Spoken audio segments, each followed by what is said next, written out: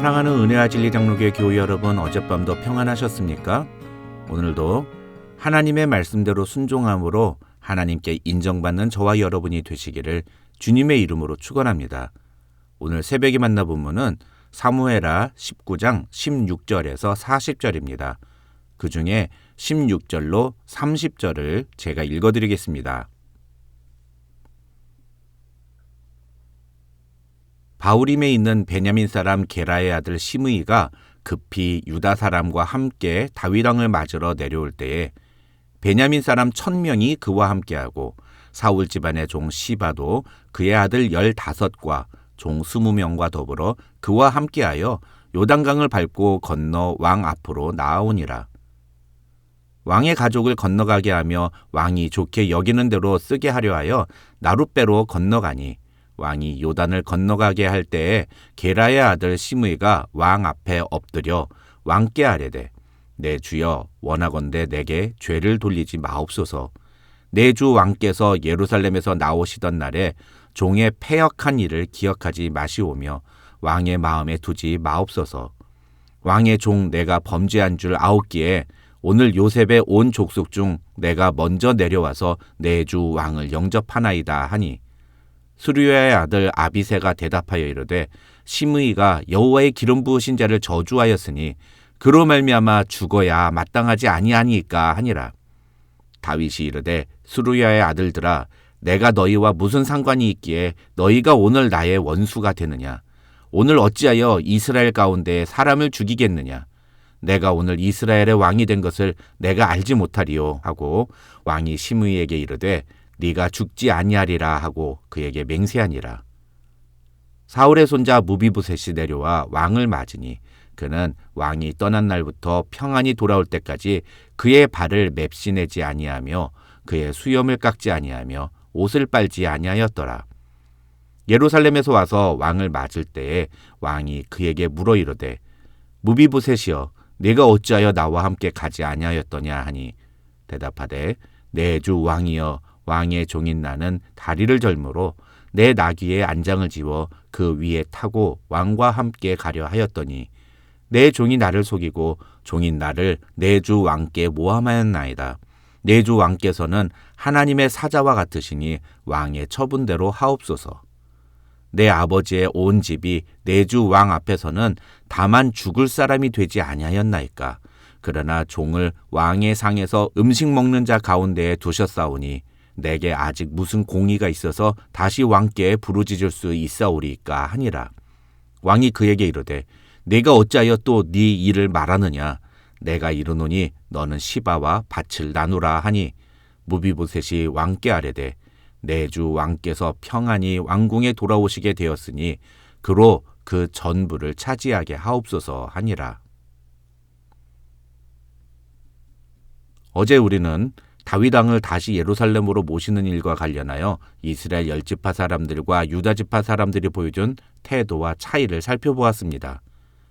유다 지파 사람들이나 이스라엘 10지파나 모두 다 다윗을 버리고 압살롬을 선택한 반역의 동조자들이었습니다. 그것 때문에 그들은 모두 처벌받아 마땅했습니다. 그래서 이스라엘 10지파 안에서는 조속히 다윗 왕을 다시 왕으로 인정하자는 논쟁이 벌어진 데 반해 유다 지파는 아무것도 하지 않고 그냥 사태만 지켜볼 뿐이었습니다. 그러나 그때 다윗은 유다 지파를 향해 화해의 메시지를 보냅니다. 다윗이 압살롬의 군대 장관이었던 아마사를 아무 처벌 없이 등용하겠다고 선언한 것은 유다 지파에게도 반역죄를 묻지 않겠다는 메시지였습니다. 그 메시지를 들은 유다 지파 사람들은 다윗에게 마음을 열고 다윗을 왕으로 다시 모시기 위해 요단을 건널 준비를 하는 다윗을 맞으러 길갈로 갑니다. 하지만 이스라엘 10지파 사람들은 그때까지도 아무 일도 하지 않다가 나중에 유다 지파의 행동을 보고 누구에게 다윗 왕과 관련된 일을 결정할 권한이 있는지를 가지고 논쟁을 벌입니다. 어제 저는 이 모습을 통해 머리로만 생각하는 것과 행동에 옮기는 것 사이에는 큰 차이가 있다는 사실을 말씀드렸습니다. 그런데 여러분, 어제 본문에서 다윗이 유다 지파 사람들에게 보여준 모습이 어디서 많이 본 모습 아닙니까? 이미 눈치채신 분도 계시겠지만 반역죄를 저지르고 처벌이 두려워 아무것도 하지 못하는 유다 지파 사람들에게 더 이상 죄를 묻지 않겠다는 놀라운 사면의 메시지를 선포한 것은 우리의 죄를 사해 주셨음을 선언하신 예수 그리스도의 십자가 복음과 놀랍게도 똑같다고 할 수 있습니다. 오늘 본문에 기록된 내용도 바로 이런 죄사함의 은혜의 모습을 우리에게 보여줍니다. 오늘 본문은 크게 세 사람을 중심으로 나눌 수 있습니다.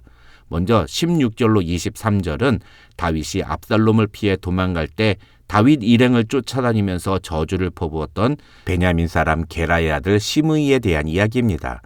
핵심만 간단하게 말씀을 드리면 다윗이 압살롬의 반역을 제압하고 요단강을 건넌다는 소식이 들려오자 시므이는 유다 사람과 함께 왕을 맞으러 요단으로 내려옵니다.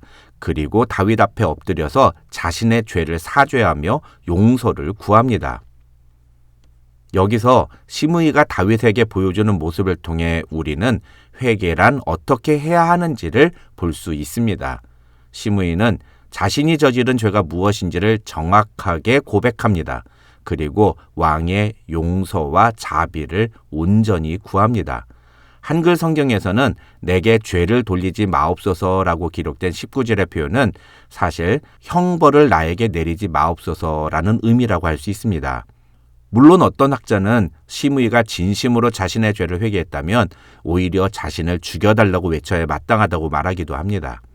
하지만 어찌됐건 이 19장 전체에서 자신의 죄를 회개하는 사람은 유일하게 이 시므이만 등장한다는 점에서 시므이의 회개는 중요한 의미가 있다고 볼 수 있습니다. 아니 어떻게 보면 사실상 시므이의 회개보다도 더 중요한 것은 그렇게 회개의 모습을 보이며 바짝 엎드린 시므이에게 다윗 왕이 보여준 모습입니다.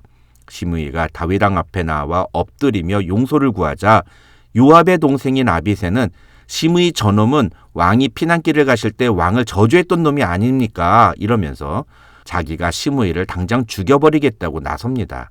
그러나 다윗은 그런 아비새를 막아서며 시므이에게 죽이지 않겠다고 약속합니다. 저는 이 장면이 에베소서 2장 1절로 5절과 완벽하게 일치되는 본문이라고 생각합니다. 다윗이 왕을 모욕한 시므이를 죽이지 않고 살렸던 것처럼 예수 그리스도께서는 허물과 죄로 죽었던 우리를 다시 살리셨습니다. 시므이가 그랬던 것처럼 우리 역시 우리 육체의 욕심을 따라 지내며 육체와 마음에 원하는 것을 하여 진노의 자녀가 되었습니다. 그런 우리에게 하나님은 긍휼과 자비를 베푸셨고 우리를 향해 죽어 마땅한 자라고 정죄하는 율법의 정죄를 가로막고 우리에게 새 생명을 약속하셨습니다. 그 다음 24절로 30절에서 다윗이 만난 사람은 무비보셋입니다. 결론만 간단하게 말씀을 드리면 무비보셋은 다윗이 예루살렘을 떠나간 날부터 발도 씻지 않고 수염도 깎지 않고 옷도 빨아입지 않았다고 성경은 말합니다. 이것은 무비보셋이 피난간 다윗 왕의 고통과 함께 동참하겠다는 충심의 마음을 보여주는 증거라고 할 수 있습니다. 그런데 다윗은 압살롬을 피해 도망갈 때 시바를 통해서 무비보셋이 압살롬의 반역을 옹호했다는 잘못된 이야기를 듣습니다. 그리고 오늘 본문의 내용을 보면 무비보셋이 자신에 대해 변호하고 아무리 사실을 이야기해도 그 이야기를 제대로 들으려고 하지 않는 모습을 볼 수 있습니다. 사실 17절을 보면 시바도 이미 그 자리에 함께 있었습니다. 그러니까 다윗 왕이 시바를 불러다가 따져보면 곧바로 누가 거짓말을 하는지 확인할 수 있었습니다. 그러나 다윗은 그 어떤 조치도 취하지 않습니다. 대신 자신이 압살롬을 피해 도망갈 때 먹을 것과 필요한 물품을 공급해 주면서 또 이번에 예루살렘으로 돌아오는 길에도 누구보다 앞에 나서서 자신의 귀환길을 맞이했던 시바의 그 태도를 인정해 줍니다.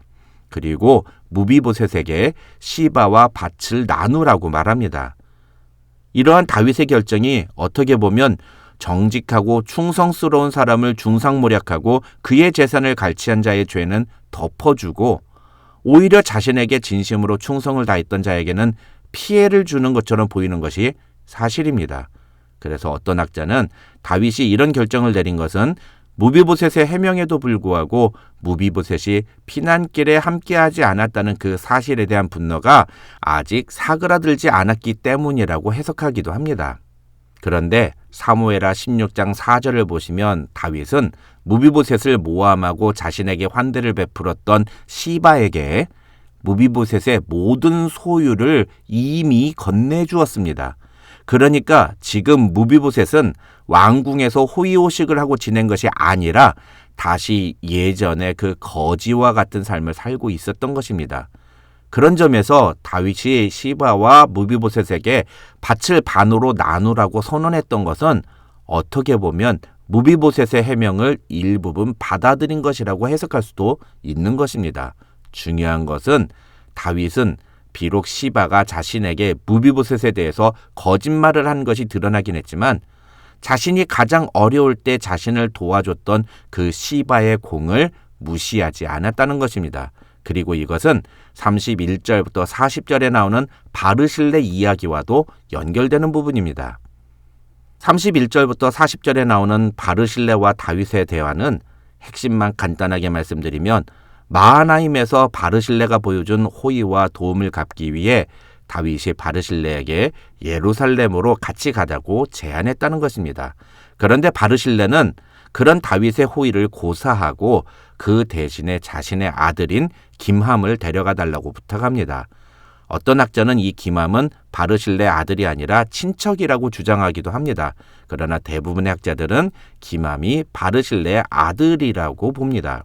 어쨌든 그렇게 김함은 왕과 함께 요단을 건너 길갈로 옵니다. 그렇게 김함은 아버지 바르실레 덕분에 예루살렘으로 귀환하는 왕의 행렬에 함께하게 됩니다. 출애굽기 20장에 나오는 십계명에서 하나님은 나를 미워하는 자의 죄를 갚되 아버지로부터 아들에게로 3, 4대까지 이르게 하거니와 나를 사랑하고 내 계명을 지키는 자에게는 1000대까지 은혜를 베푸느니라고 말씀하셨습니다. 다윗 왕을 사랑하고 다윗을 섬긴 아버지 바르실레 덕분에 김함이 받은 은혜는 바로 이런 하나님을 사랑하는 자에게 주어지는 축복이 어떤 것인지를 보여주는 대표적인 사례라고 할 수 있습니다. 오늘 본문에 나오는 다윗의 모습은 그렇게 하나님을 사랑하는 자를 결코 잊지 않으시고 반드시 보답하시는 하나님의 모습을 우리에게 보여주고 있는 것입니다. 저와 여러분도 하나님을 진심으로 사랑함으로 우리의 자손들에게까지 그 축복이 이어지는 가문이 되시기를 주님의 이름으로 축원합니다.